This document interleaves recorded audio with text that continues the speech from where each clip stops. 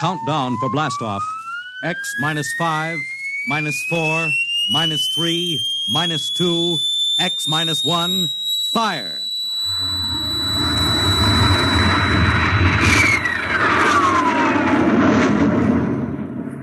From the far horizons of the unknown come tales of new dimensions in time and space. These are stories of the future, adventures in which you'll live in 1,000,000 could-be years on 1,000 would-be worlds.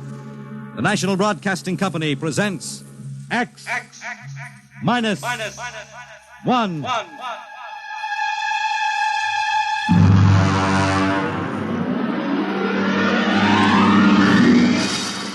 Tonight's story, The Man in the Moon.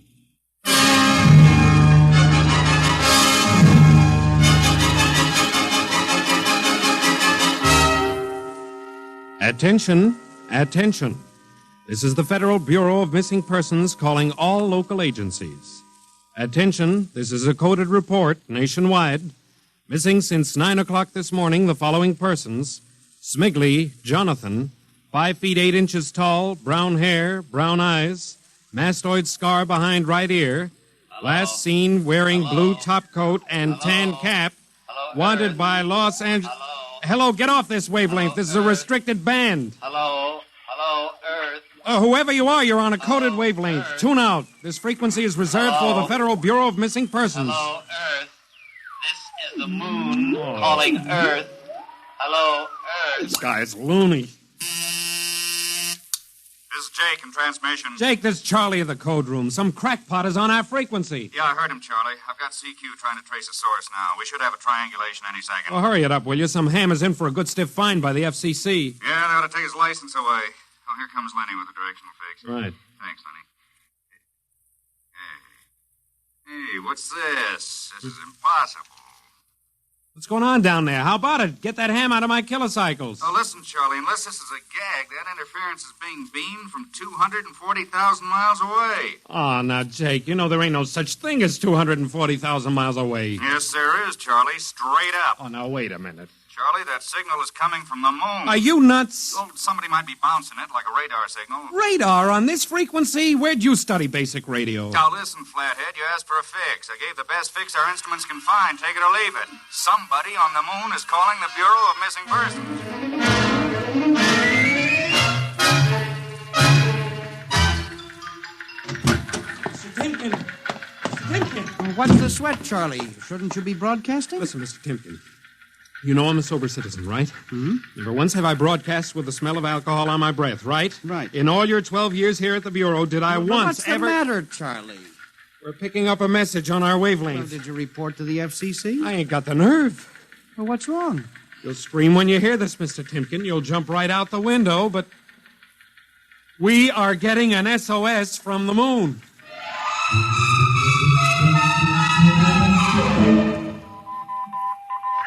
Well, that's it. He started on voice and switched to Morse. The way the signal repeats sounds like a phonograph record or automatic sender of some sort. Well, what's it say? Let's see here. Can you read me? Help. Otterburn. Will contact when moon is in phase. Let's have that again. Can you read me? Help. Otterburn. Will contact when moon is in phase. Otterburn. That sounds like a name, huh? Otterburn. Wait a minute. Something registered? Cornelius Otterburn. Holy jumping Jehoshaphat. Hey, where you going? Talk to the chief. Hey, wait a minute. What are you going to tell him? We just got a CQ from the man in the moon? That's exactly what I am going to tell him, Charlie. Oh, this is just too much for me.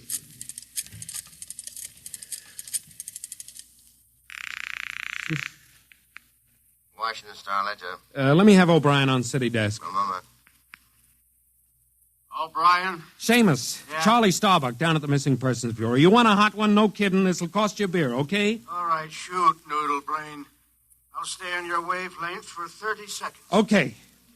We just got a radio message from the moon. Yep. What? From the moon. Call me back when you're sober.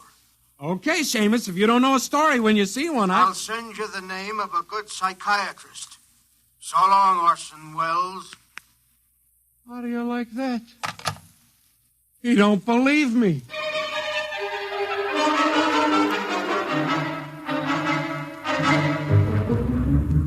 Otterburn, Mr. Wade.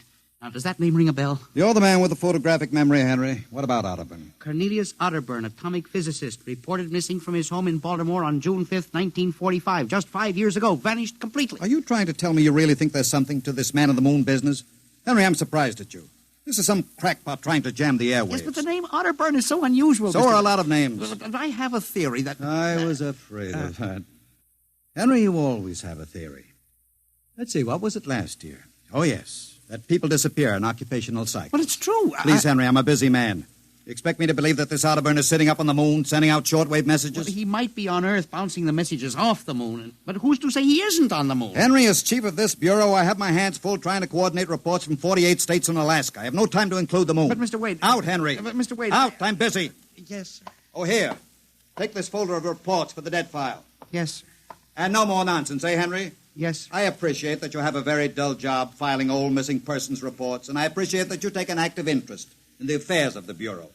But no more nonsense, huh? No, sir. No more nonsense.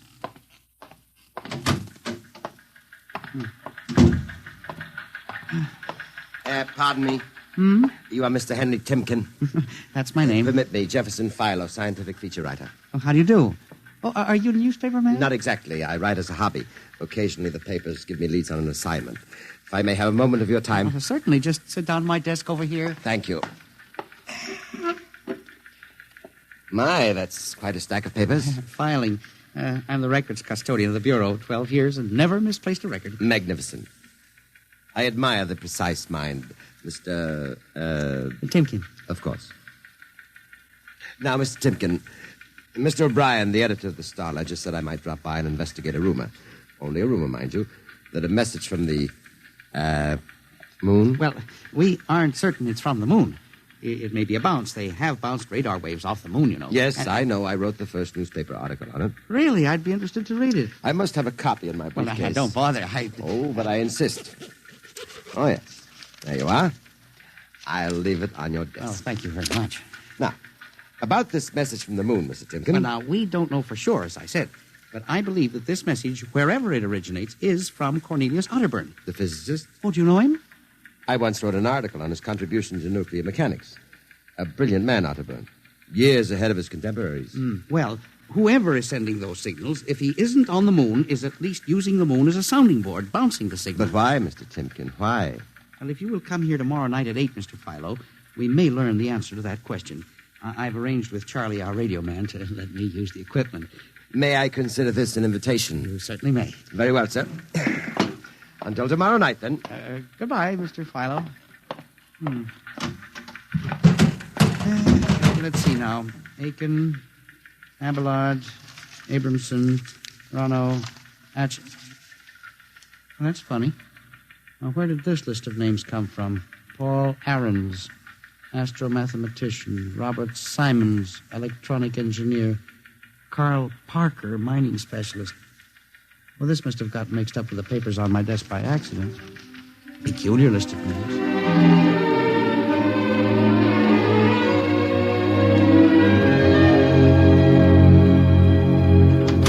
Oh, good morning, Charlie. Oh, hi, Mr. Timken. See, we made the papers. Oh? And how?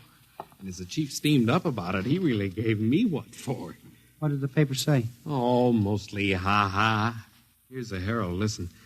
Man on the moon contacts Missing Persons Bureau. Missing atomic scientists sitting on the moon, say Bureau experts, etc., etc. What a panning. Well, no wonder Mr. Wade is hopping. Say, about tonight, Mr. Timken, I don't Now, know. you promised you'd give me a key to the radio room. Yeah, but I didn't expect Well, this. I'll take full responsibility with Mr. Wade. At the time for the morning broadcast, we got quite a list today. Well, mind if I listen a while? We may hear Otterburn. Well, I ain't self-conscious. Just stick around. Yes. Attention, attention. This is the Federal Missing Persons Bureau calling all local agencies. Nationwide. This is a coded broadcast. The following persons are missing. Ahrens, Dr. Paul, What? 5'5", brown hair, brown eyes, scar on left side of chin, thick glasses. Ahrens. Occupation, astromathematician.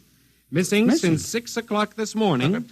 Being sought by Bel Air Police. Charlie. Repeat. Dr. Paul Charlie, Ahrens. shut it off a second. Hold it. Delay 1 minute. Listen, Mr. Timken, it's okay to stay, but you can't interrupt Now, this. this is important. Did you say Dr. Aarons was reported missing this morning? 6 a.m. We got the report from Bel Air less than an hour ago. Are you certain, Charlie? Positive. What is this? Charlie, what's the next name on the list? Let's see. Simons, Robert, engineer. What? Came in less than 20 minutes ago. 20? Hey, what's the matter with you? You look like you've seen a ghost. It's nothing, Charlie, except that last night, quite by accident, someone left a list of names on my desk. And that list included the names of those 2 men who were reported missing within the last hour. What? Oh, that don't sound right to me. Well, it isn't right, Charlie. It leaves a big question to be answered. Who would make up a list of missing persons before they were missing, not after?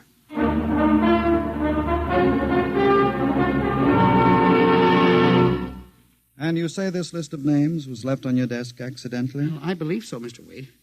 Do you have any ideas, Henry? Well, it's hard to say. Mr. Philo left some papers from his briefcase. Mr. Philo? Well, a science feature writer. I see. You were the leak on that story, then? Yes, sir, I'm afraid I was. I didn't think it would be treated as a laughing matter. Well, we'll deal with that later. Yes, sir. What's this Philo like? Well, he's a strange old duck, bald, thick glasses, tall. He walks stooped over.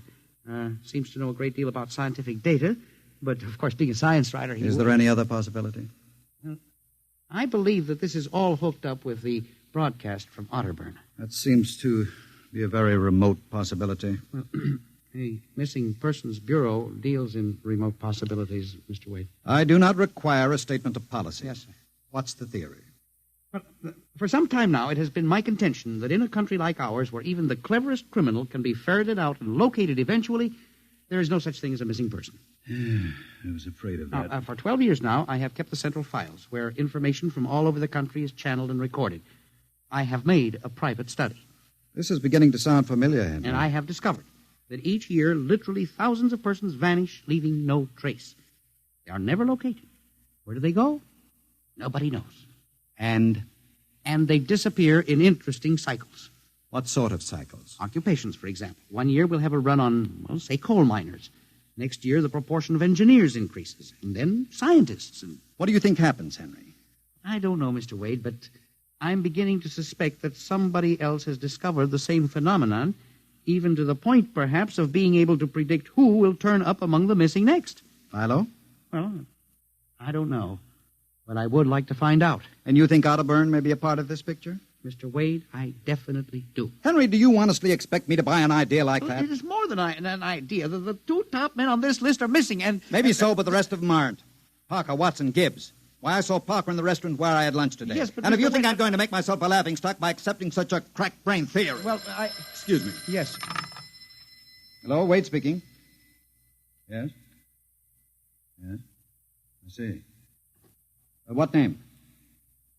Just a moment. Henry, let me see that list again. Here you are, sir. Go ahead. I see. I'll get back to you. I guess I owe you an apology, Henry. Sir? Carl Parker was just reported missing. Parker. 3rd man on your list. Holy mackerel. Exactly. Henry, for a good many years now, I've ridiculed these theories of yours. I don't know. Perhaps I've underestimated you. Maybe this time you've really stumbled onto something. What do you intend to do, Mr. Wade? I don't know. I haven't thought it out yet. I was planning to listen for another broadcast tonight in the hope that Otterburn might try to contact us again. Good idea. I believe I'll join you. I also invited Mr. Philo, the feature writer. Oh? I'll be glad to meet him. I'm beginning to get interested in you, Mr. Philo. Mr. Wade, you don't think... That he's mixed up in this? Yes, sir. I don't know, Henry. But it suddenly strikes me that we don't know very much about him, really. We ought to contact the police. No, Henry. I think we're better off keeping this between ourselves for the moment. We're dealing with the unknown. And in solving an equation for the X factor, it's often easier to limit the number of terms. You follow me? I don't know, Mr. Wade. There may be more danger in what you have discovered than you are aware of. Let's keep it quiet. Do you agree? Maybe you're right, Mr. Wade. I hadn't thought of the danger involved.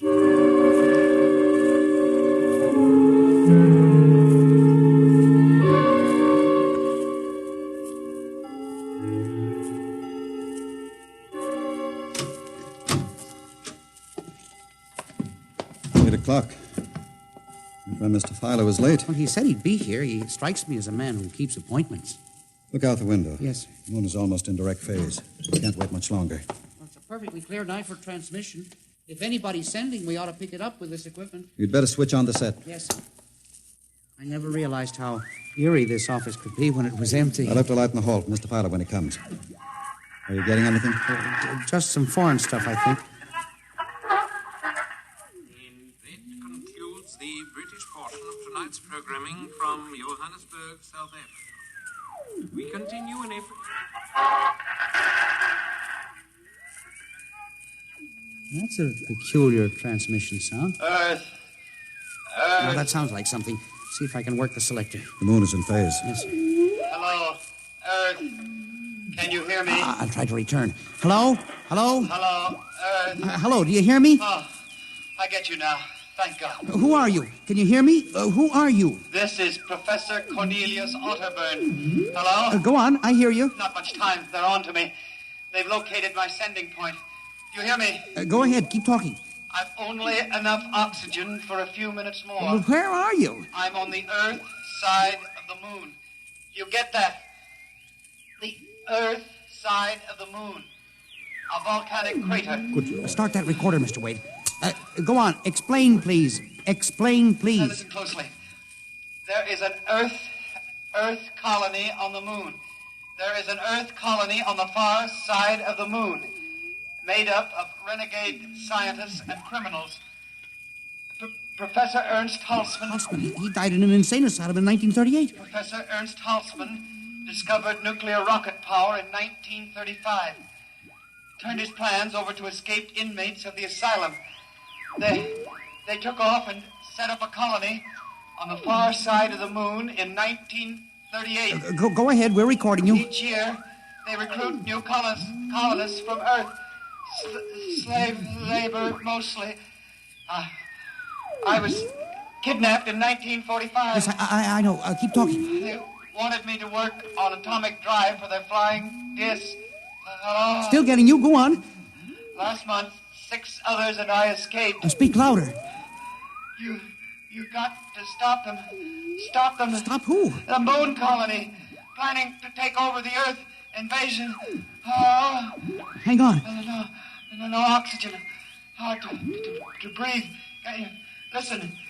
They have agents on Earth. You hear me? Agents on Earth? Where? Who? Hello? Hello? Hello? Agents in... Henry, look The out. lights. Someone at the window. Get down. Henry, Are you all right? I think so. His shot smashed the transmitter. And the lights. Strike a match. Careful. It was close. I got a look at him. From the description, it was your Mr. Philo. We got a recording anyway, but not the most important part of the message. Poor Otterburn, suffocating to death. Henry, we've got to get you out of here. He said they have agents. Philo was probably one of them. He'll be looking for you now, trying to kill you. The police... You think the police would believe a fantastic story like this? People being kidnapped to the moon as slave labor? Moon colony planning an invasion of the Earth? But Henry, believe me, they'd trap us into straitjackets before we could finish. We've got to do something. We need time. Time to get proof. You don't think my theory was bunk then? I know it wasn't, Henry. Right now, my only concern is for your safety. But we can't walk out of here. Philo's probably waiting. Listen, there's a service elevator that leads to the basement garage. Yeah? We can get down there. There are some delivery trucks parked there all night. We can probably get one started. The garage door's off the ramp, work from the inside. We'll start the mechanism and make a run for it. I don't know. I think if we call the police... By the time we the might- police get here, we'll be dead. You think Philo will wait outside all night? Come on. That's an order. Okay. But what about the recording of Otterburn's notes? We'll leave that here in the safe in my office. They'll never get into that. Let's go. You buzz the elevator while I hide the recording.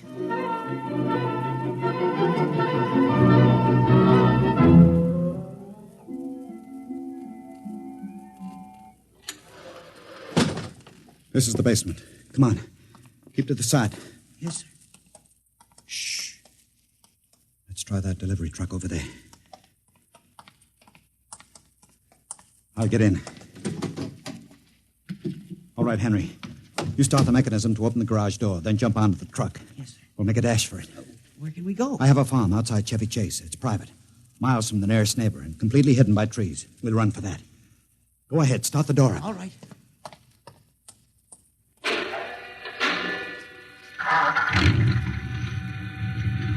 Quick, jump in. Let her go, Henry. Cross your fingers.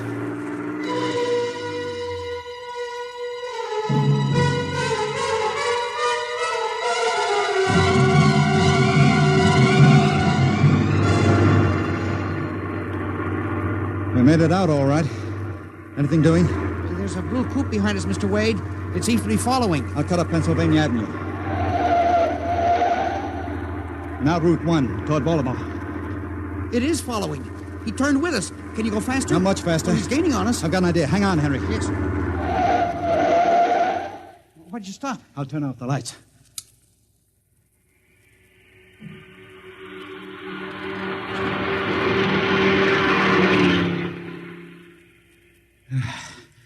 It worked. He shot right past us. Now we'll double back and go out another route.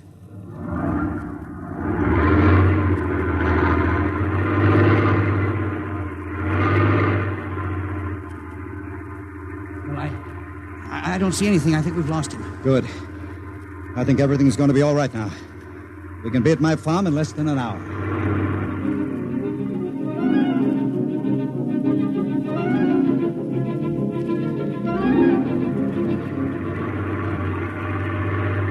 Not much longer now.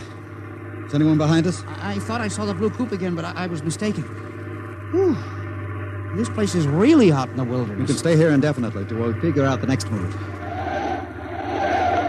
Now, just up this dirt road now. There's the house up ahead. You're not going toward it. No, I have a better idea. There's a big abandoned wheat silo on my grounds. It's down a hollow where it can't be seen except from the air. And even then, the oak tree's shielded. We'll hide you out there. Now, we leave the truck here. It'll never be seen.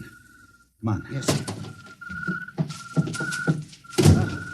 How did you ever find this place, Mr. Wade? I've always liked seclusion. I bought it about 12 years ago. Come up here in the summertime to get away from it all. There's the silo. Certainly well hidden. There's a small door around the side. Come on. Be careful of those bushes. Yes. It's hard to see them in the dark. Do you suppose Philo will find us? I assure you, Henry, Mr. Fowler will never find us here. Not in a million years. Here's the door.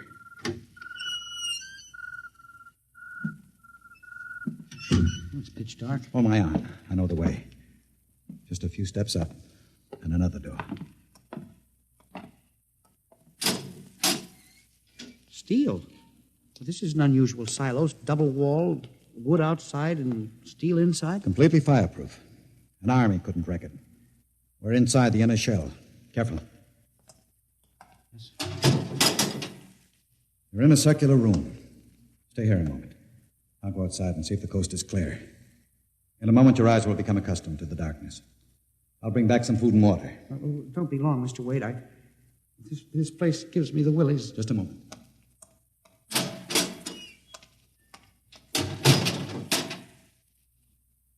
Mr. Wade.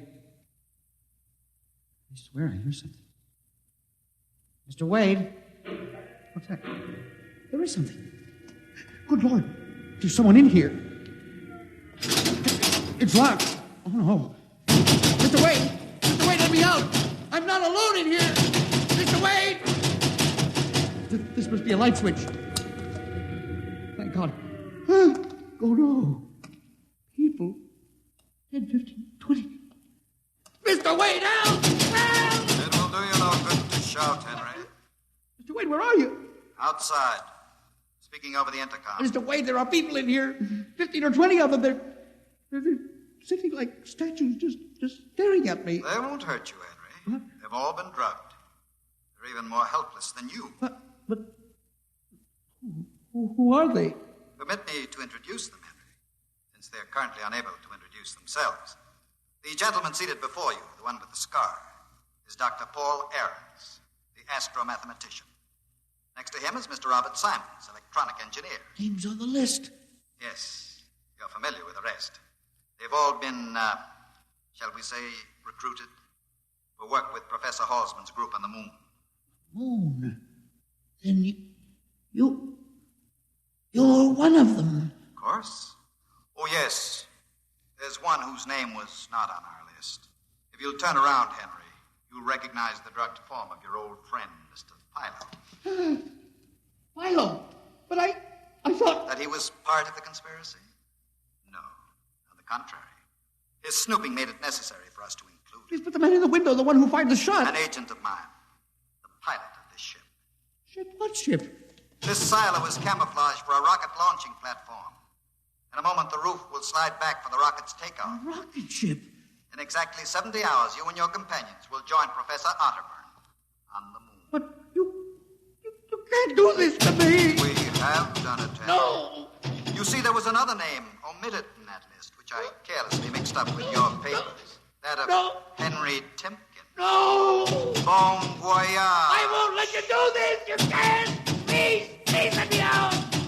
Let me out, please. This can't happen. Let me out. Let me out.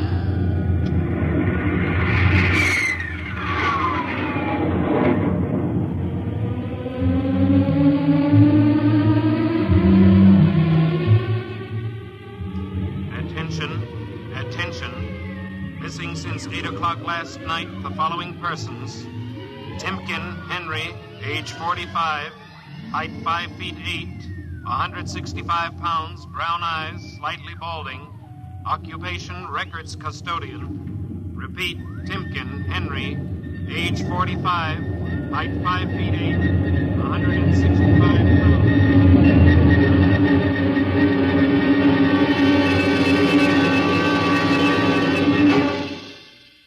In just a moment, a word about next week's adventure. Tonight, by transcription, X-1 has brought you The Man in the Moon, an original radio drama written by George Lefferts. Featured in the cast were Louis Van Rooten as Henry, Santos Ortega as the Chief, Ross Martin as Charlie, Sidney Smith as Otterburn, Bob Haig as Jake, Joe DeSantis as Philo, and Ed Latimer as O'Brien. Your announcer, Fred Collins. X-1 was directed by Fred Way and is an NBC Radio Network production.